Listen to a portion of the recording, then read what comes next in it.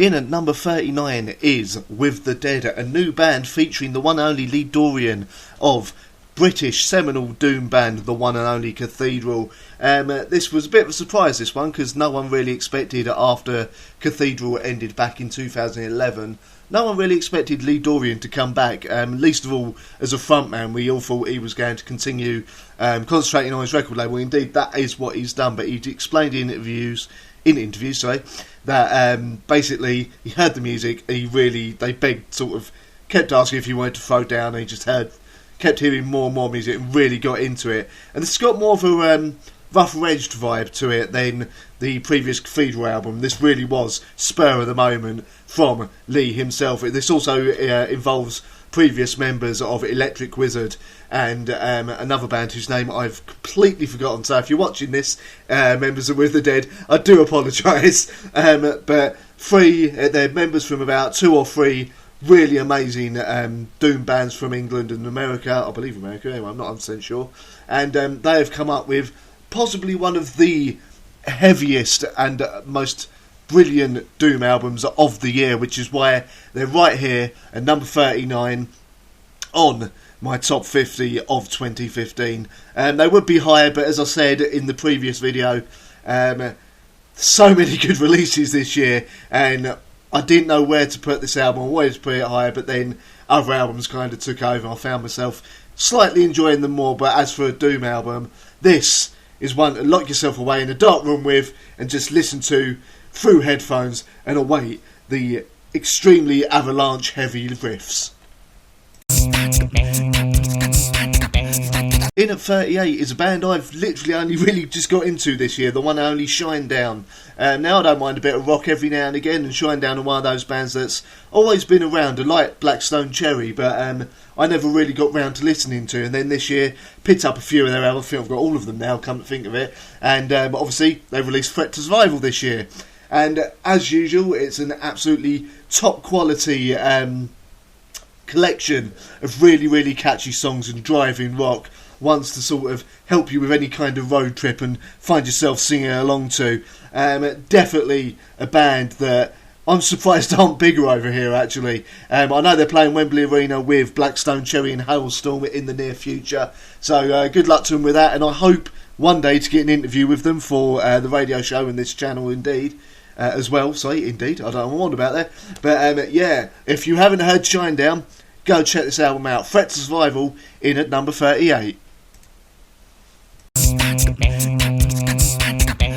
And number 37 is a band that I'm surprised hasn't been on some other people's sort of top lists, really, because no one expected this band to come back, let alone come back with an album this strong.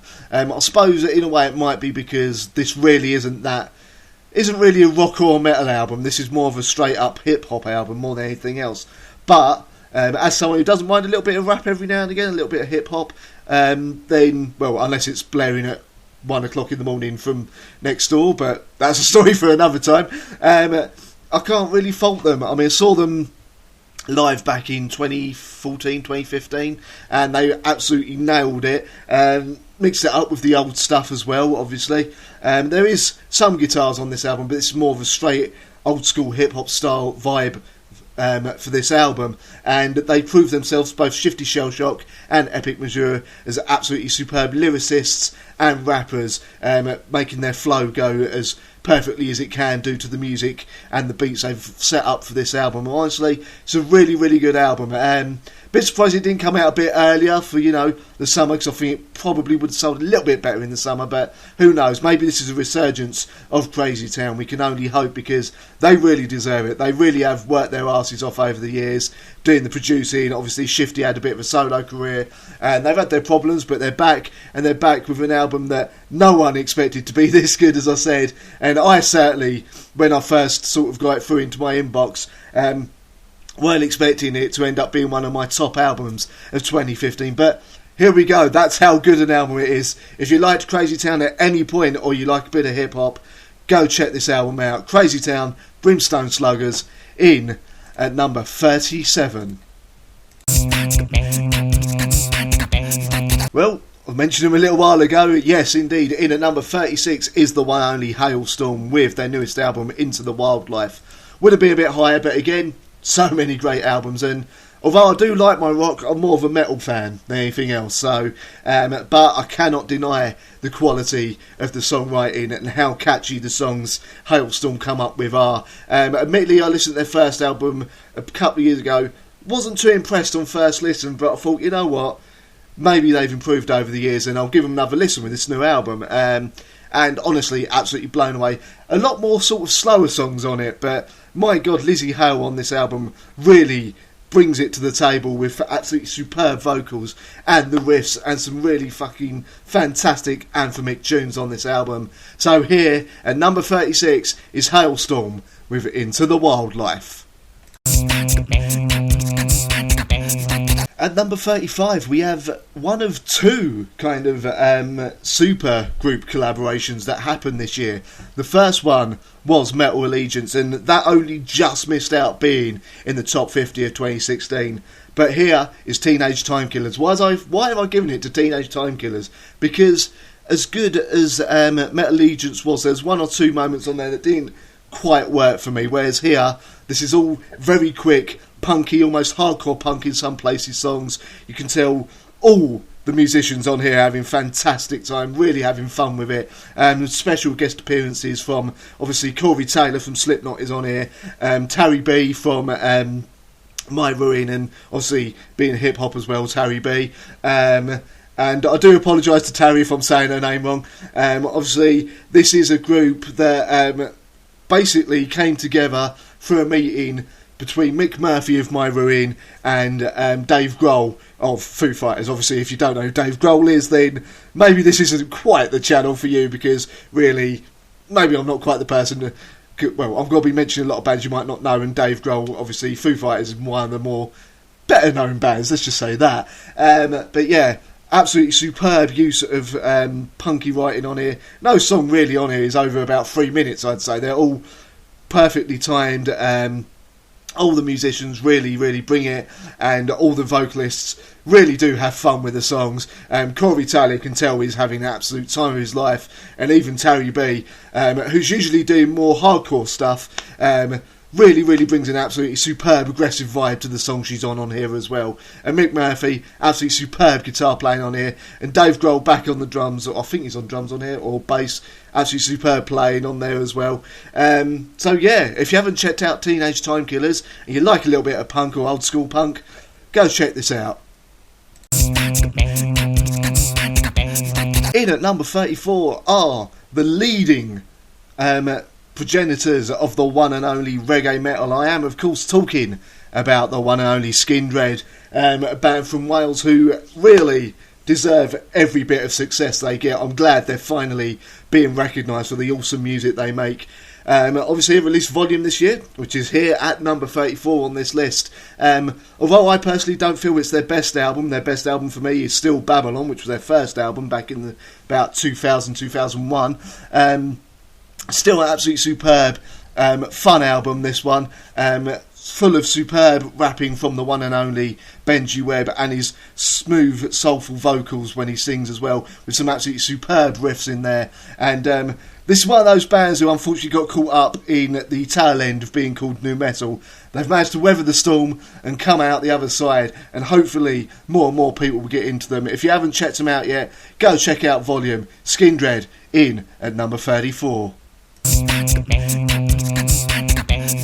At number 33, we have the leading, how can I say this, leading post-punk doomsayers of the world. I am, of course, talking about the one and only Killing Joke and their newest album, Pylon. Absolutely superb songs on here, such as Autonomous Zone, which, admittedly at first, the chorus didn't quite sound right to me, but the more I listened to it, the more it made sense. It's not a band who do things that you expect, basically. They have their own rules, and they will play by those rules only.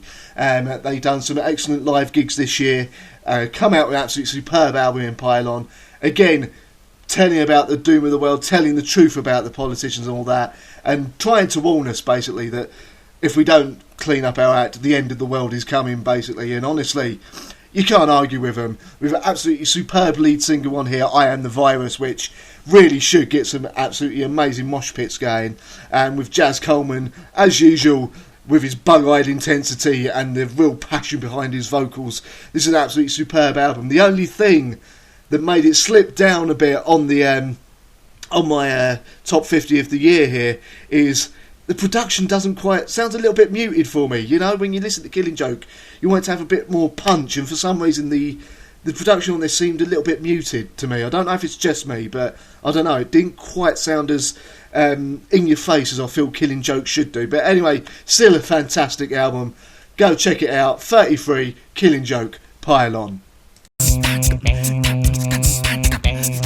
Now here's a band many people might not have actually heard of, or have heard rumours of, but not actually listened to yet. I am of course talking about Sunno. I think it's pronounced Sunno. It might literally just be pronounced Sun. I'm not entirely sure. But their newest album, Canon, my god, this is just a perfection of everything. You've got the drone elements in there, the superb slow bass lines in there, and all topped off with, they couldn't pick a better vocalist for this. The one and only Attila Sihar, I think that's how it's pronounced, from Mayhem, with his dark-edged vocals, where you can go from that black metal screaming to the really, really low, almost haunting and menacing kind of cleanly sung vocals. This is absolutely superb. Admittedly, it is only 3 tracks, but bear in mind that only one of those tracks is under 10 minutes long. This is one to, again, switch off the lights and just let it take over you, because this is an absolutely superb dark album. So yes, in at number 32, the one and only Sunno with Canon. In at number 31 is a band who have been, pretty much both their albums now have been in my top albums of the year. I am, of course, talking about the Butcher Babies. Now, a lot of people give this band shit and say, oh, they're fake screaming or whatever, and don't quite understand what I mean by that. But you know what? They're aggressive, they have fantastically heavy riffs, have superb songs that get stuck in your head. Now, admittedly, I don't think this album is quite as strong as their debut, Goliath, but it's still a fantastic album with songs that will really get mosh pits going, like Monsters Ball and Blonde Girls All Look the Same. My god, that is one hell of a fucking vicious song on there, and a great way to end the album as well. If you haven't checked out Butcher Babies, go pick up both their albums. Absolutely superb band, and I wish them all the best, and I hope in the near future when they hit the UK again I can arrange an interview with them. Butcher Babies, Take It Like a Man, in at number 31. Now, do you like epic sort of doom songs with folk elements into it? Do you like really, really heavy riffs? Then I cannot urge you enough to go and check out Amorphis' new album, Under the Red Cloud. In here at number 30, this is an absolutely superb album. Admittedly, I've never actually listened to Amorphis before. Picked this up basically because I had nothing else to buy this year, and I sort of, at the time, and I thought, you know what, I'm going to take a gamble on a couple of bands, keep hearing good things about Amorphis, and absolutely blown away by this album. This is superb, and I've seen a lot of people saying it's one of their best. Fortunately, I can't really say because I've not heard their previous albums, but definitely going to check them out. With superb vocals on here, superb playing, and absolutely fantastic use of folk instruments on here that don't get overbearing as some bands can do. This is up there with the last sort of release by Elvati that come out in 2014, Under the Red Cloud by Amorphis, in at number 30. I turn to face it.